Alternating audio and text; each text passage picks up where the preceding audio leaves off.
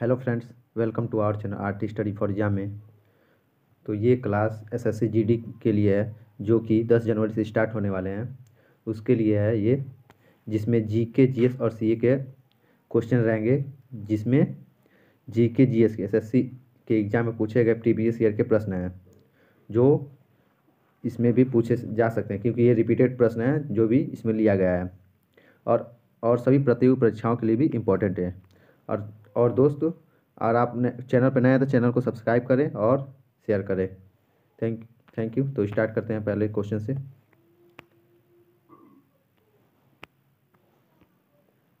मौलिक अधिकार भारतीय संविधान में उल्लिखित है। मौलिक अधिकार भारतीय संविधान में उल्लिखित हैं।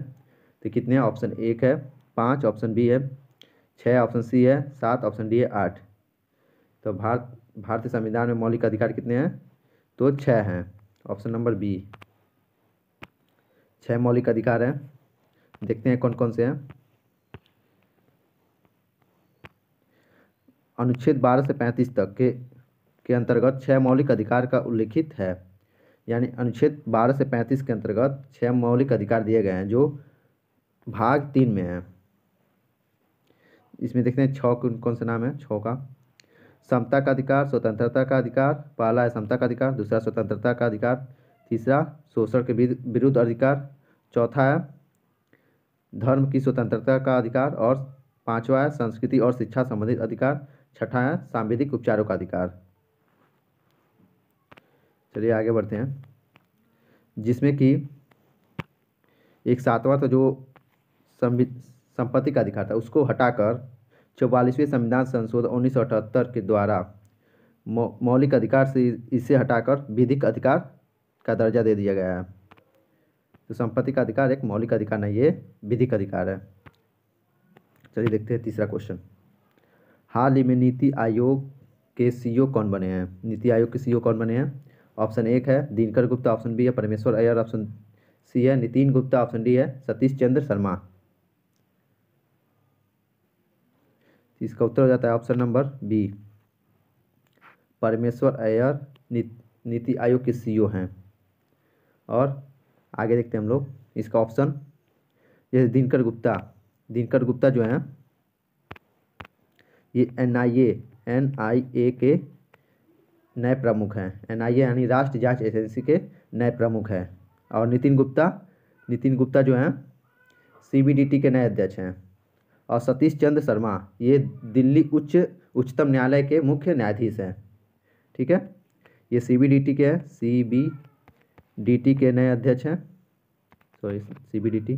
और ये दिल्ली उच्चतम न्यायालय के मुख्य न्यायाधीश हैं, सतीश चंद्र शर्मा। चलिए नेक्स्ट क्वेश्चन देखते हैं। क्वेश्चन नंबर 4, विष्णु के 5 अवतारों को किस रूप में जाना जाता है? विष्णु के 5 अवतारों को किस रूप में जानता है? ऑप्शन 1 है वराह अवतार, ऑप्शन बी है वामन अवतार, ऑप्शन सी है नरसिम्हा अवतार, ऑप्शन डी है कृष्ण अवतार। तो इसका उत्तर हो जाता है ऑप्शन नंबर बी, यानी वामन अवतार को कृष्ण के 5वें अवतार के रूप में माना जाता है। चलिए नेक्स्ट क्वेश्चन है, किस राज्य में पहली बार दुर्लभ मांसाहारी पौधे की प्रजाति मिली है? ये करंट अफेयर्स का क्वेश्चन है। किस राज्य में पहली बार दुर्लभ मांसाहारी पौधे की प्रजाति मिली है? ऑप्शन 1 है उत्तर प्रदेश, ऑप्शन बी है उत्तराखंड, ऑप्शन सी है केरल, ऑप्शन डी है मध्य प्रदेश। तो इसका उत्तर हो जाता है ऑप्शन नंबर बी, उत्तराखंड में पहली बार दुर्लभ मांसाहारी पौधे की प्रजाति मिली है। चलिए नेक्स्ट क्वेश्चन देखते हैं। गौतम बुद्ध का वास्तविक नाम क्या था? गौतम बुद्ध का वास्तविक नाम क्या था? ऑप्शन ए है सिद्धार्थ, ऑप्शन बी है महेंद्र, ऑप्शन सी है श्रीदत्त, ऑप्शन डी है विशाल दत्त। तो इसका उत्तर हो जाता है ऑप्शन नंबर ए, सिद्धार्थ जो है गौतम बुद्ध का वास्तविक नाम था। चलिए नेक्स्ट क्वेश्चन देखते हैं। निम्नलिखित में से किस राज्य में अबुबाची मेला शुरू हुआ है? निम्नलिखित में से किस राज्य में अबुबाची मेला शुरू हुआ है? ऑप्शन ए है तमिलनाडु, ऑप्शन बी है केरल, ऑप्शन सी है असम, ऑप्शन डी है जम्मू कश्मीर। तो इसका उत्तर हो जाता है ऑप्शन नंबर सी, असम में अबुबाची मेला शुरू किया गया है। चलिए नेक्स्ट देखते हैं।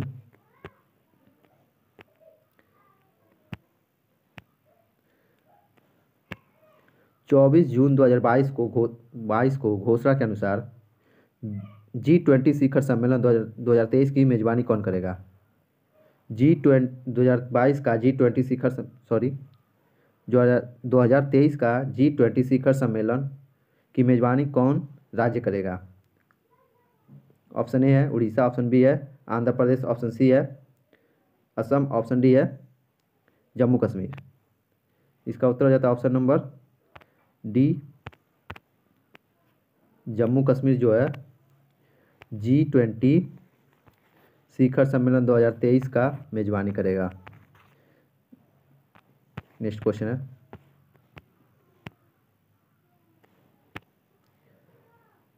तीन सौ छब्बीस ईसा पूर्व में सिकंदर और राजा पोरस के बीच युद्ध के किस नदी के किनारे लड़ा गया था? 326 ईसा पूर्व में सिकंदर और राजा पोरस के बीच कौन सा युद्ध और किस नदी के किनारे लड़ा गया था? ऑप्शन ए है चंबल, ऑप्शन बी है यमुना, ऑप्शन सी है झेलम, ऑप्शन डी है सतलज।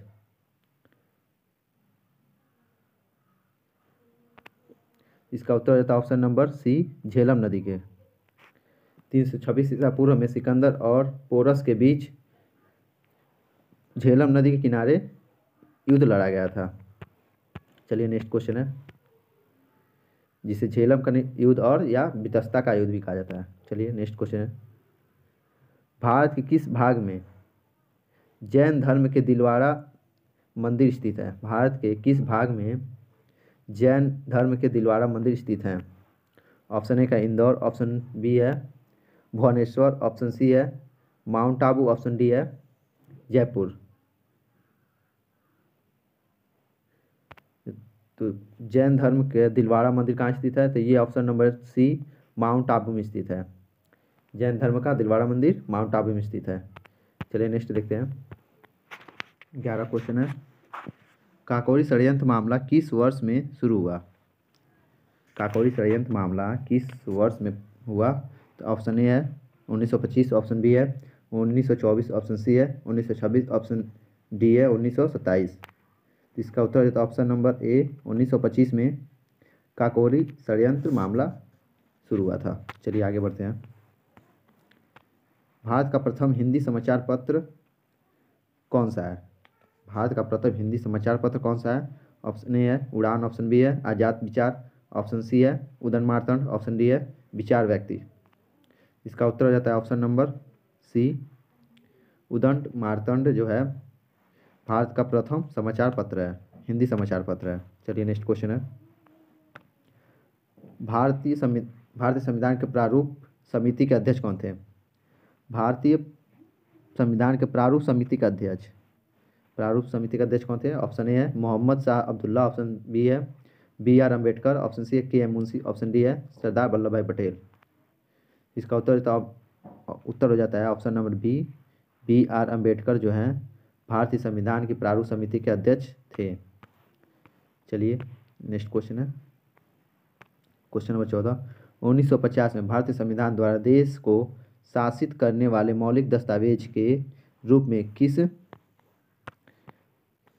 अधिनियम को प्रतिस्थापित किया गया था? 1950 में भारतीय संविधान के द्वारा देश को शासित करने वाले मौलिक दस्तावेज के रूप में किस अधिनियम को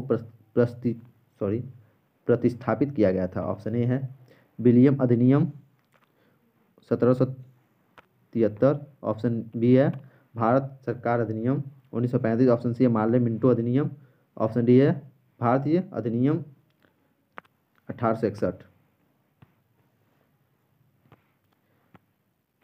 इसका उत्तर हो जाता है ऑप्शन नंबर बी, भारत सरकार अधिनियम 1935।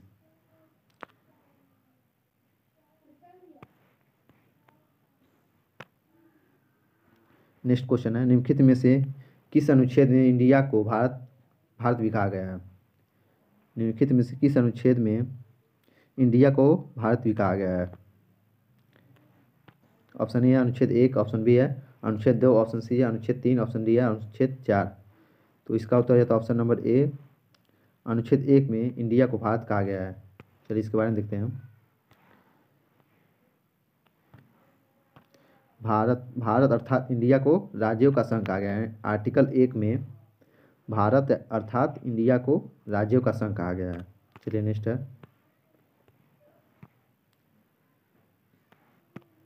संविधान सभा के सदस्यों ने भारतीय संविधान पर हस्ताक्षर किए थे।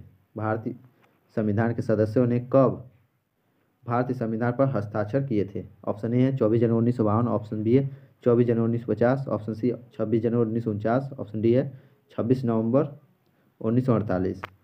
इसका उत्तर हो जाता है ऑप्शन नंबर बी, 24 जनवरी 1950 को संविधान सभा के सदस्यों ने भारतीय संविधान पर हस्ताक्षर किए थे। चलिए क्वेश्चन नंबर 17 है,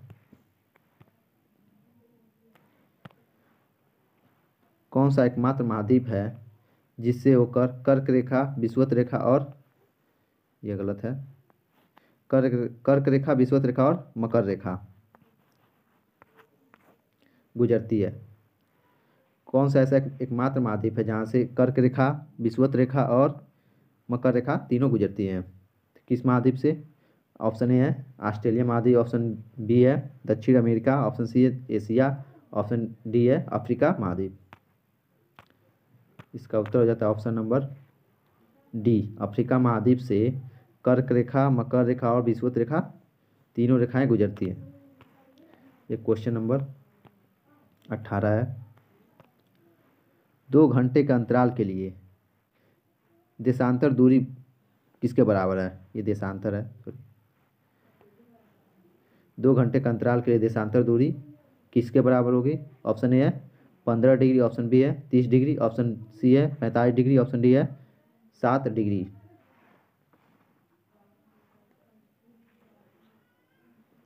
इसका उत्तर हो जाता है ऑप्शन नंबर बी, 30 डिग्री। 2 घंटे के अंतराल के लिए देशांतर दूरी 30 डिग्री होगा। जैसे कि 1 डिग्री बराबर होता है 4 मिनट, 1 डिग्री बराबर 4 मिनट होता है।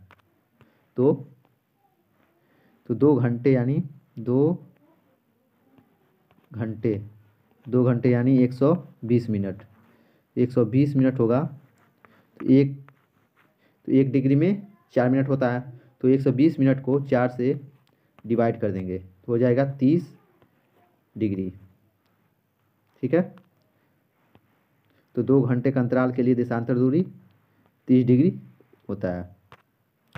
चलिए नेक्स्ट है क्वेश्चन नंबर 19, कौन सी तिथि को सबसे छोटा दिन और सबसे लंबा रात के रूप में जाना जाता है? कौन सी तिथि को सबसे छोटा दिन और सबसे लंबा रात जाना जाता है? ऑप्शन ए है 23 सितंबर, ऑप्शन बी है 3 जनवरी, ऑप्शन डी है 22 दिसंबर, ऑप्शन डी है 24 सितंबर। इसका उत्तर हो जाता है ऑप्शन नंबर सी, 22 दिसंबर को सबसे छोटा दिन और सबसे लंबी रात माना जाता है। चलिए इसके बारे में देखते हैं।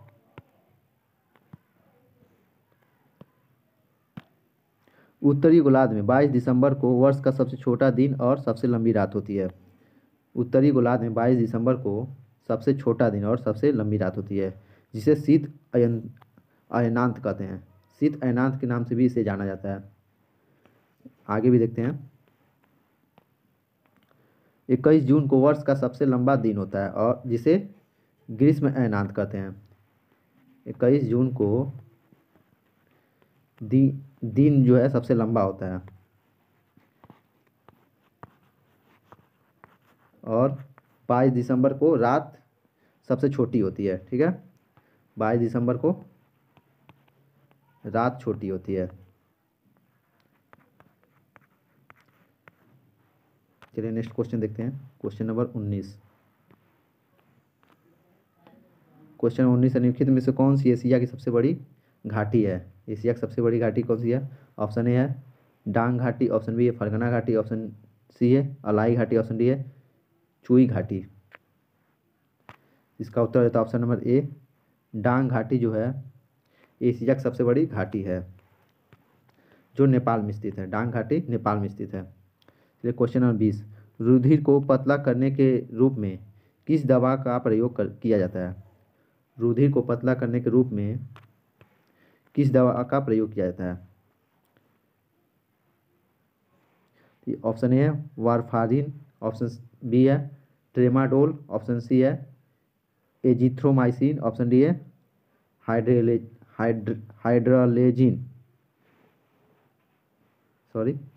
हाइड्रोलेजिन नाम है। तो इसका उत्तर हो जाता है ऑप्शन नंबर ए, रुधिर को पतला करने के रूप में वारफारिन दवा का प्रयोग किया जाता है।